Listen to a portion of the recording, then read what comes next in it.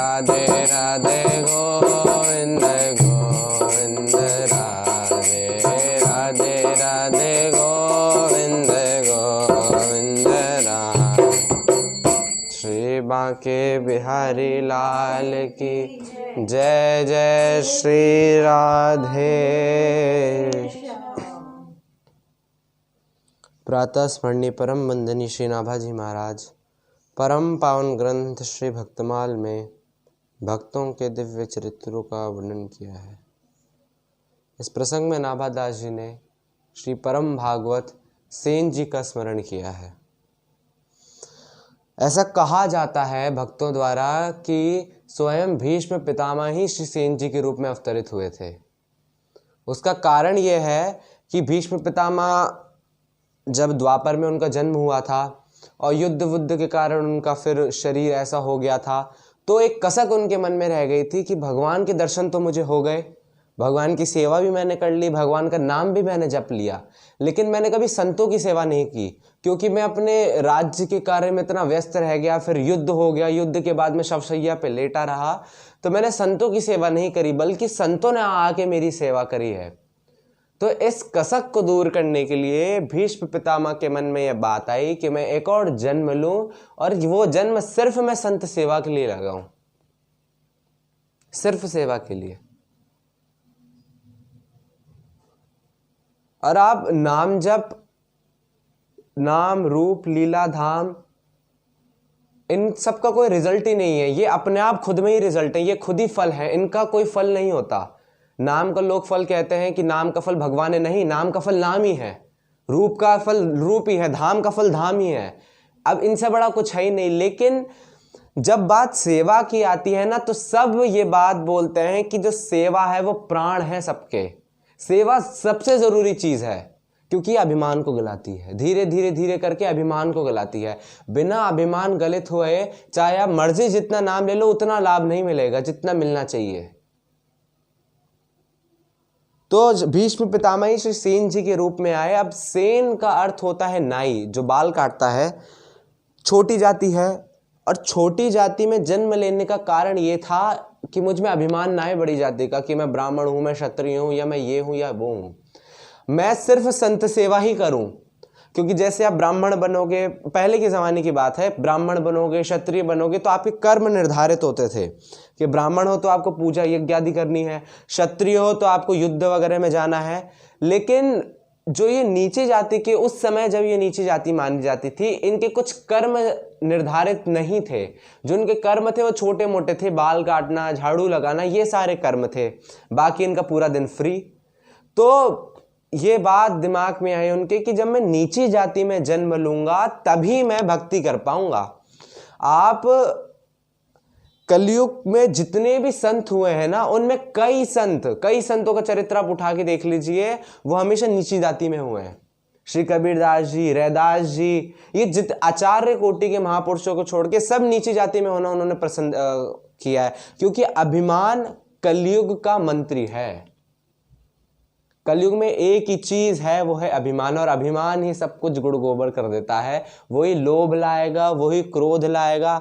हमें ऐसा लगता है कि हम गुस्सा हैं इसलिए हमारे अंदर अभिमान आया, नहीं, हमारे अंदर अभिमान होता है इसलिए गुस्सा आता है। जब वो मैं पे ठेस पहुंचती है ना किसी बात पे, जब वो मैं हर्ट होता है ना, जब हर्ट होता है तब वो ईगो जागता है और तब फिर गुस्सा आना चालू हो जाता है, दूसरों को नीचा समझना चालू हो जाते हैं। तो इसलिए संतों ने यह सोचा कि हम नीची जाति में अगर जन्म लेंगे तो हमारे जाति का अभिमान नहीं आएगा, तो एक अभिमान से तो हम खुद ही बच जाएंगे। तो श्री भीष्म पितामह ही श्री सेन जी के रूप में अवतरित हुए। कलयुग में राजस्थान में ही अवतरित हुए थे।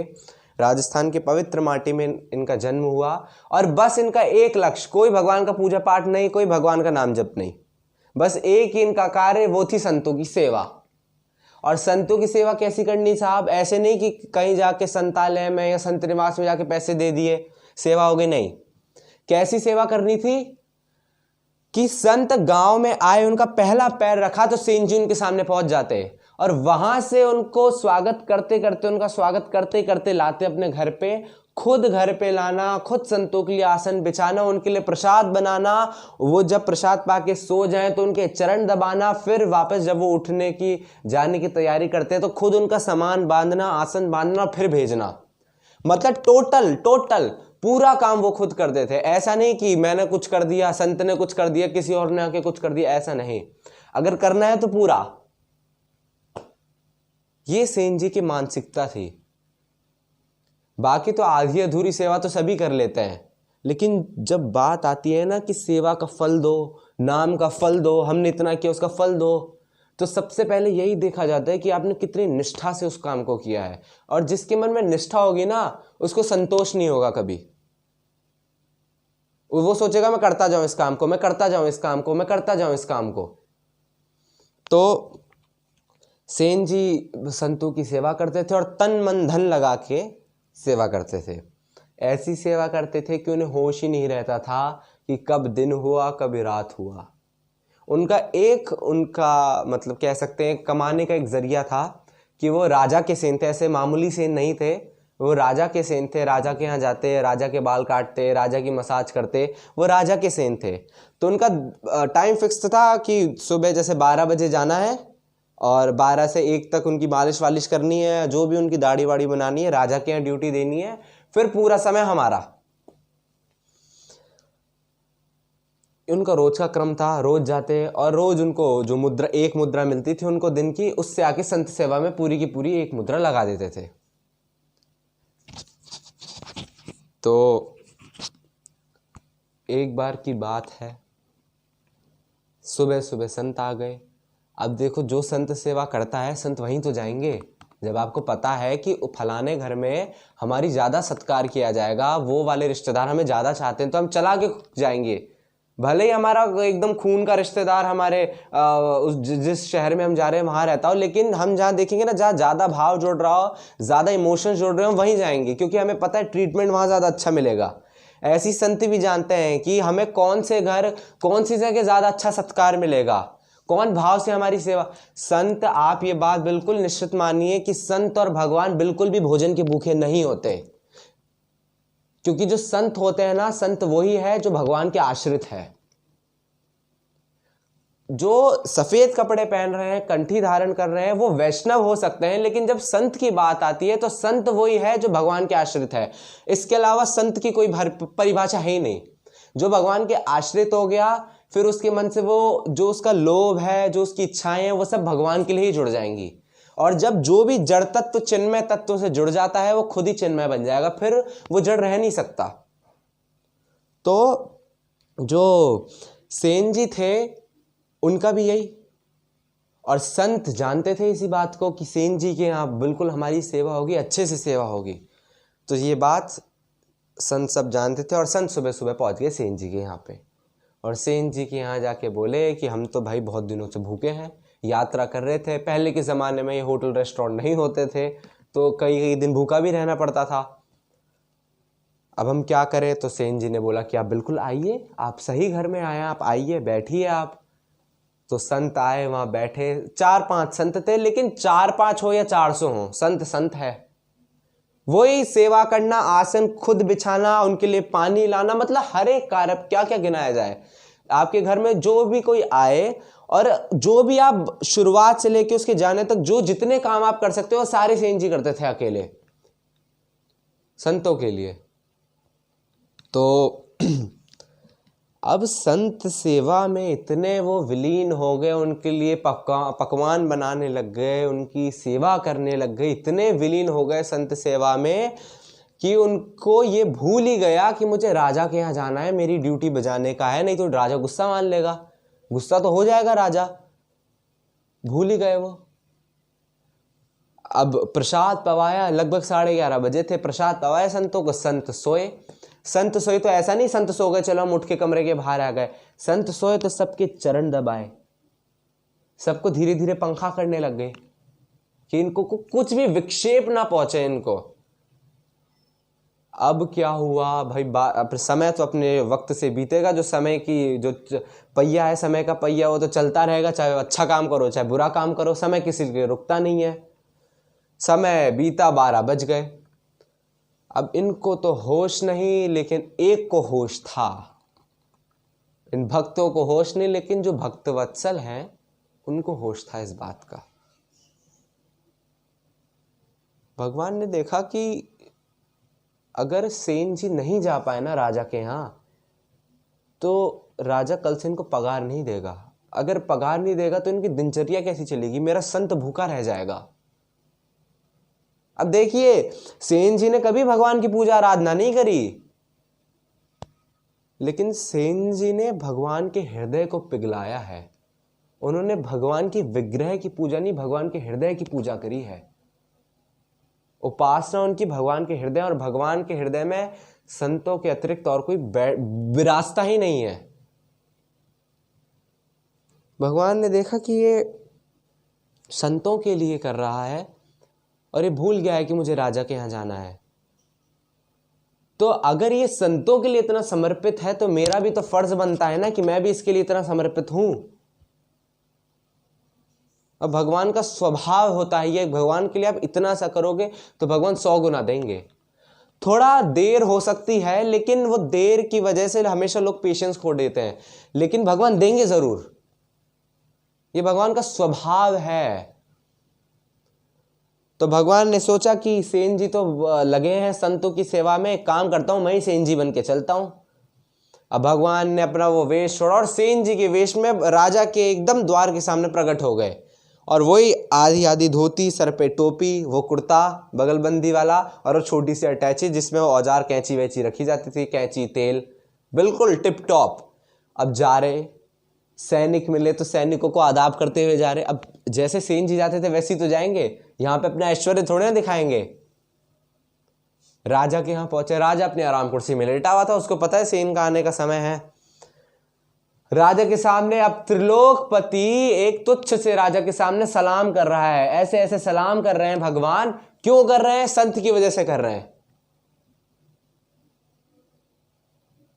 तो भगवान ने सलाम किया। भगवान ने बोला, हुजूर अगर आपकी इजाजत हो तो मैं तेल आपके लगा देता हूं। बोला, हाँ इसलिए तो लेटा हूं मैं, लगाओ तेल। अब भगवान ने क्या किया, थोड़ा सा तेल लिया हाथ में और एक कटोरी थी जिसमें सरसों का तेल था, सरसों का तेल आगे ऐसे स्टूल पे रख दिया राजा के बगल में और उससे तेल ले लेके लगाने लगे।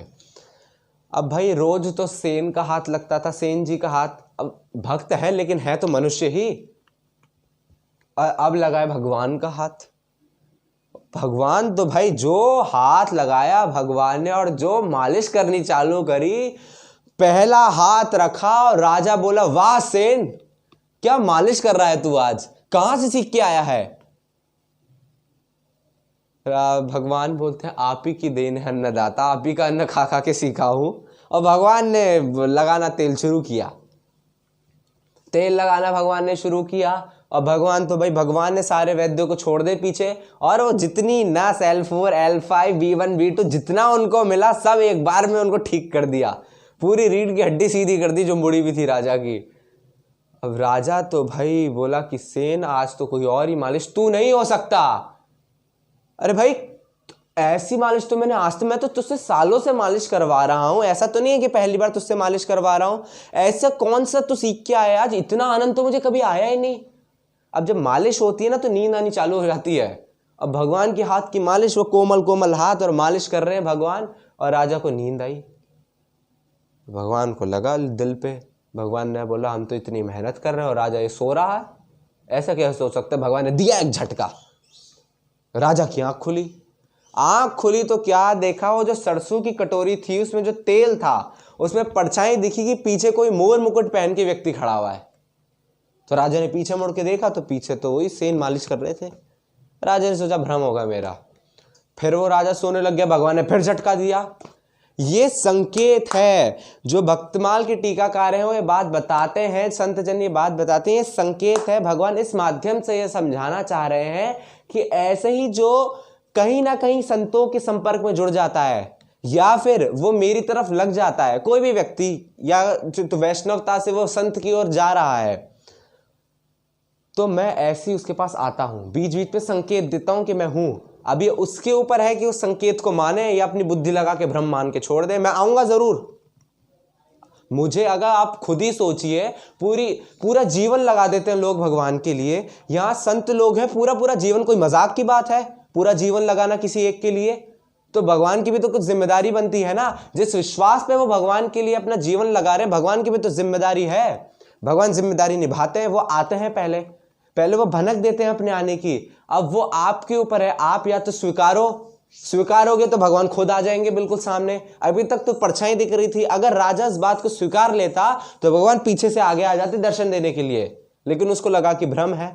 वो दूसरी बार भ्रम दूर करने के लिए भगवान ने फिर झटका दिया उसको, फिर वही दिखा कटोरी में कि मोर मुकुट धारण किया हुआ व्यक्ति पीछे खड़ा है, लेकिन फिर उसको लगा कि भ्रम है मेरा। भगवान ने पूरा तेल वेल लगा दिया, राजा से बोला, राजन अब हम चलते हैं, हमारा काम हो गया, 1 घंटे की ड्यूटी है। राजा आज बहुत प्रसन्न है। राजा ने मंत्री को बुलाया, मंत्री इधर आओ, रोज 1 स्वर्ण मुद्रा, आज उसको 100 दो। क्या मालिश करी है भाई, 100 स्वर्ण मुद्राएं दी। भगवान ने थैली ली, सलाम किया, भगवान निकले। द्वार के बाहर आए, भगवान ने सोचा कि इस थैली का क्या करूं। भगवान के मन में आया सेन जी को दे दूं, फिर भगवान को लगा नहीं, मेहनत तो हमने करी है, सेन ने तो कुछ मेहनत करी नहीं, हम ही रखेंगे इस पैसे को। भगवान ने अपनी अटैची में रखा, भगवान गायब। अब क्या हुआ, संत उठे सो के और फिर जाने का तो समय हुआ संतों का। संत गए, जैसे ही संत गए तब सेन जी को होश आया कि अरे मुझे तो राजा के यहाँ जाना था। राजा क्या, सेन जी जब आ जाते थे उसके बाद वो दरबार में बैठता था राजा, मालिश वालिश करवाने के बाद। अब सेन जी के मन में बड़ा दुख हुआ कि देखो हमारा जो रोज की ड्यूटी थी, हमने, चलो हम संतों के लिए लगे हुए थे लेकिन हमने गद्दारी तो करी ना। राजा की हमारी ड्यूटी थी, ईमानदारी की बात तो है नहीं है। तो एक काम करते हैं, राजा के यहाँ जाके हम माफी मांग लेते हैं राजा से। तो सेन जी गए बड़ा उदासीन सा चेहरा लेके राजा के पास, दरबार लगा था। सेन जी ने पहला कदम रखा अंदर और राजा ने देखा सेन जी को, और सेन को देख के तो आज राजा वैसे ही खुश था। राजा ने बोला, मंत्री इसको 100 मुद्राएं और दो। राजा को ऐसा लगा कि सेन जी और पारितोषिक लेने के लिए आए हैं और अवार्ड लेने के लिए आए हैं। अब ये 100 और दो, तो उनको ऐसा लगा सेन जी को कि जैसे पहले टोंट मार रहा है, टोंट मारते ना कोई आता है, किसी गलती होती है तो राजा टोंट मार रहा है। तो सेन जी ने बड़ी विनम्रता पूर्वक बोला कि राजन मुझे क्षमा कर दीजिए, मैं आज आपकी मालिश करने आ नहीं पाया, मैं आज संतों की सेवा में थोड़ा विलीन हो गया था, इसलिए मैं आ नहीं पाया। राजा ने बोला, क्या बात कर रहे हो तुम, अरे आज ही तो तुम आए हो, रोज तो तुम कहीं और रहते थे, आज ही पहली बार लगा कि तुम आए हो, क्या मालिश करी है तुमने। सेन जी समझ गए कि जैसे बकरे को हलाल करने से पहले उसे खिलाया पिलाया जाता है, ये इसलिए राजा ये सब बोल रहा है, अब हलाल करेगा मुझे। सेन जी ने बोला, राजन मैं कसम खा के बोलता हूं, अपने संतों की सौगंध खा के बोलता हूं, मैं आज नहीं आया। तो राजा को लगा भाई सेन जी बोल रहे नहीं आए, क्या बात है। तो राजा 2 मिनट चुप हुआ।